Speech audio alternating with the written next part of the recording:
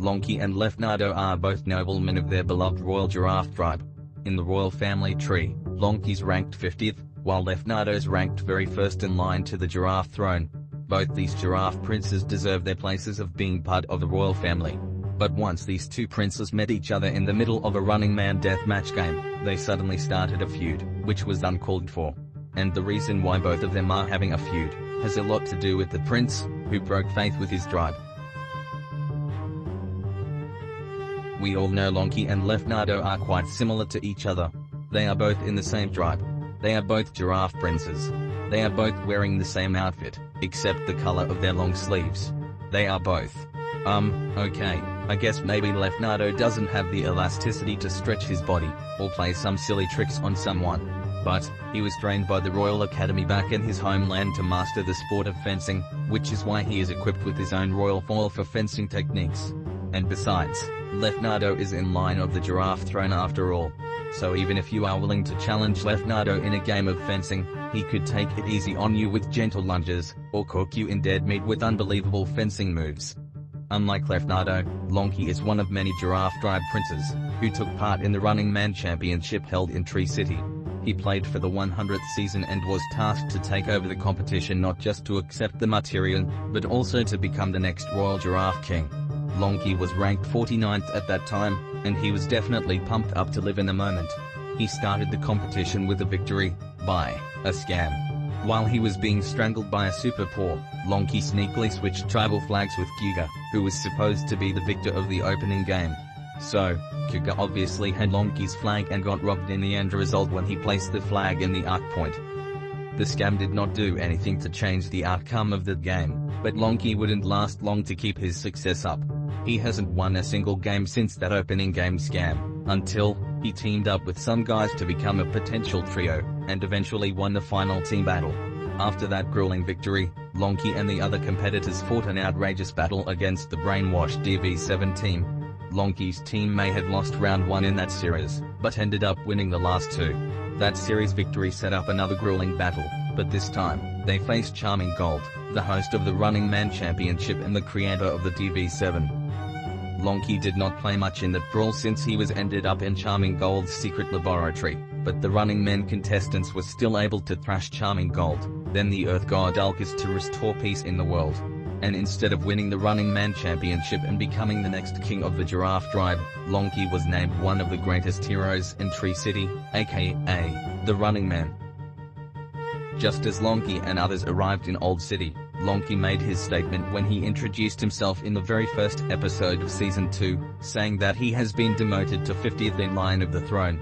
And after a devastating upset by the Running Men against the Castanets and the Ocarina, the Polulu community disputably called them sinners, entirely because of their triumph over Ulcus.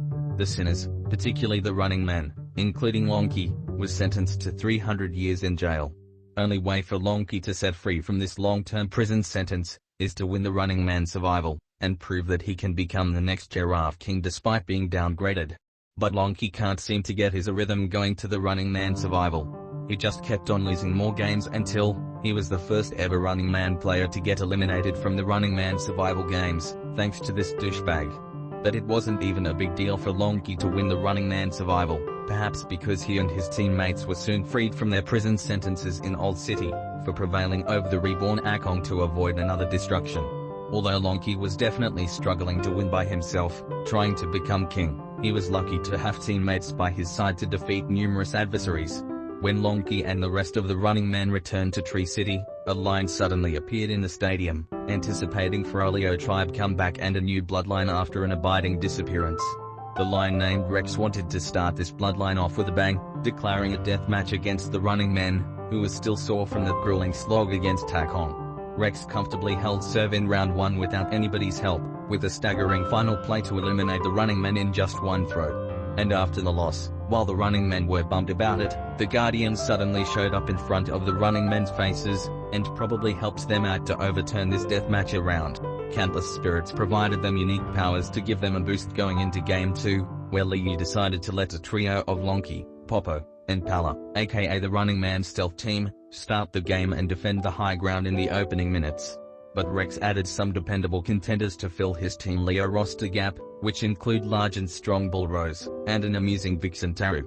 It seemed that Rex made the right additions to his team, with Rose just clobbering the stealth team, especially when he avoided Lonkie to attach the force ring several times, with punches that were way too powerful.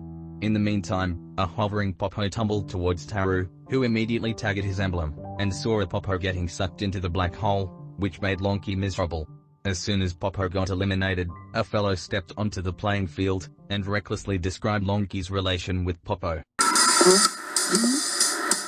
What a tearful friendship.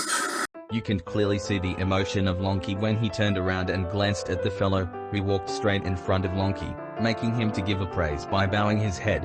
Who was he bowing to? Yes, the delightful Prince Lefnardo, the first in line to the Giraffe throne, a fencing master. And have I mentioned that Lefnardo's actually another addition in this Team Leo? So yeah, after leaving the Royal Giraffe Kingdom and battling through countless adversities, Lonkie's finally got to meet the first in line, but he was wondering what made him engage in the deathmatch playing for Team Leo. And that's where the feud began. The two were starting to go at it, which provoked Lefnardo to just deliberately dart his foil straight onto Lonkie's face. And if I were Lonkie, I would rather start to flee, because having no foil is a disadvantage when you face Lefnardo. Lonkie was flummoxed by Lefnardo's actions, still wondering why Lefnardo was ended up playing with Team Leo. Lefnardo gave a petulant response to Lonkie, saying that he has had enough of his current royal family. The very future of our great royal family is in the hands of the Giraffe Tribe. If you are a Giraffe Tribe native, like Lonkie, or perhaps a fan of giraffes, those words of Lefnardo made your heart sink into your stomach, and it felt like it was a slap in the face to the Giraffe Kingdom he's ruling, since he was chosen for the top position of a Giraffe Prince. The melee has gotten way dirtier, when Lefnardo jabbed Lonkie's butt with his foil, to give himself a hard fall, and Lonkie is already out of answers. But Pala thankfully gave him a light bulb, when he asked him if he can become the first in line by beating Lefnardo. And so, Lonkie grabbed Pala's game, and challenged Lefnardo in a game of fencing. He just assumed that he has also been trained by the Royal Academy. And Lefnardo, who was definitely trained by the Royal Academy, called it a reckless act. It was probably the perfect time for Lonkie once and for all, he could become the next Giraffe King, on the assumption he'll shock the world by defeating Lefnardo during a deathmatch game. Too bad the game seemed one-sided just because Lefnardo was too good for Lonkie, defending every single attack, and stabbing Lonkie too easily. Lonkie can't stand it any longer, and decided to take a timeout by running away from Lefnardo. Lonkie tried again by attacking Lefnardo with his eyes closed, but it still didn't work. Lefnardo was annoyed by Lonkie's awful moves, and stricken back by teaching him a lesson, with a pat on the leg, and also on the hand, and a highlight, stripping the cane away out of Lonkie's hand. Lefnardo subsequently tried to finish it off by thrusting Lonkie, who had no choice to use the special power he got from one of the spirits, which is the spirit of the stink. Lonkie at first felt like he refused to use this stinky power, but the stench of the power swiftly went into Lefnardo's nostrils, which alerted Lefnardo to quickly cover his nostrils with 2 roses he's been keeping on hand. As Lonkie kept on coming closer, Lefnardo immediately used his special fencing technique by thrusting rapidly onto Lonkie's chest, that propelled Lonkie to go up in the air in an invisible attack. But Lonkie wasn't done yet. He extended his arm right away as he tried to snatch Lefnardo's emblem behind his back. And yet again, Lefnardo jabbed Lonkie's butt, and tagged his emblem right after.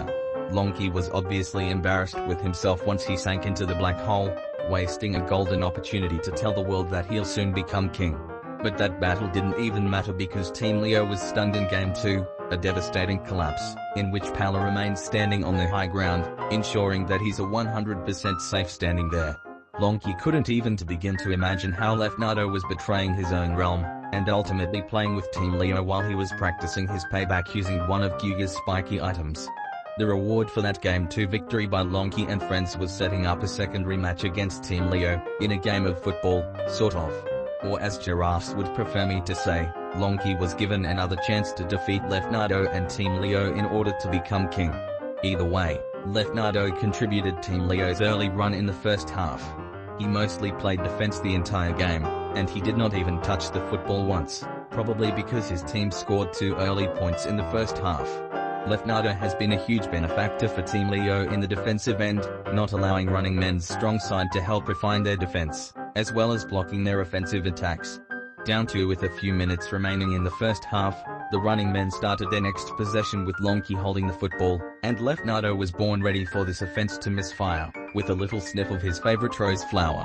Lefnardo does love roses, doesn't he? Yet again, Lonkie used his stinky power to weaken Lefnardo's defense, and ran past him. The running men finally scored on the board just before the buzzer sounded, and things got a little bitter in the second half. Lonkie started the running men's next possession once again. But this time, he actually juggled the football so quickly and handed it over to his teammates, making it more difficult for Team Leo to find out where the football was. Team Leo forced several running man players to raise their arms up. Unfortunately, they were not aiming their target at Lonkie, who was holding the ball all along while he was heading towards Team Leo's end zone, trying to tie the game.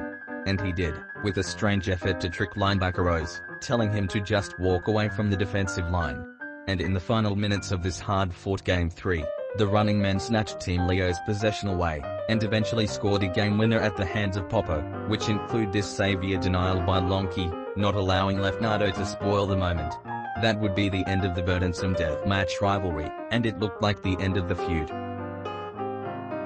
Lonkie and the rest of the running men then played the rest of this match in a building full of obstacle courses, due to the arrival of the current Leo King. Lefnardo along with his friends were also in that building, watching the enhancement of the Ultimate Watch. While Lonkie got to work overcoming a new foe, Lefnardo was dead to fight against Mio. And didn't I tell you a fun fact that Lefnardo can also speak French? Bonjour, mademoiselle.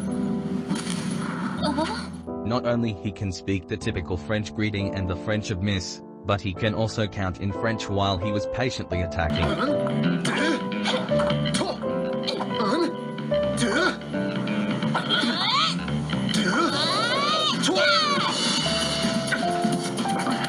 Lefnardo then matched up against two Giraffe Tribe bros, wherein he was ended up getting scratched roughly in the face. He had one last matchup facing a sluggish Pala, but he was completely crushed by Pala's enhanced golden transformation. Lonkie meanwhile blazed the darkness with his occasional stinky power, before the running men fought a very arduous struggle against the greedy Leo King Manus. Despite the hardships they encountered throughout this battle, the running men, in unexpected circumstances, were ameliorated, and their might from the spirits were just enough to vanquish an overpowered Manus in the spirit void. Then in another surprising turn of events, they were soon rescued from that void. Luckily for Lonkie, the two met each other again in the season finale. This time, Lefnardo expressed regret to Lonkie for his misleading acts against his own kingdom, and in doing so, he would be serving his punishment in front of the Giraffe faithful. But Lonkie won't accept the punishing of the Royal Highness, especially when he stopped him from dethroning himself and indulge a new prince to become the next giraffe in line. Now, the next in line to the throne shall No, be... Your Highness! Why does rank matter so much? Whatever you decide to do, Your Highness, I got your back! Lonkie couldn't care less, making a sacrifice to give Lefnardo a second chance to rule the Giraffe Kingdom. And that was it. Lefnardo would return back to his beloved Giraffe Kingdom, while Lonkie would be still playing some of the best games as a running man. And I think this feud has a happy ending. It turned out to be confusing as usual, but it became a real Prince duel, defined more by physical play and mutual respect than hatred. Those episodes of conflict were just enough to arouse a somewhat notorious feud that anguished the Giraffe Tribe for a while. And it ended when the consummate royal finally begged pardon, realizing his wrongful deeds against the tribe he's been ruling, while one of his faithful sacrificially rejected the punishment. But things would get a little better if nobody will get jabbed in the butt or get a throat taken away with a Baydota, since they're both from the same royal family after all. Hey, thanks for watching Feud Files. If you got any more feuds you would like to watch, feel free to suggest them, and remember to click the like button and the subscribe button right here for upcoming episodes.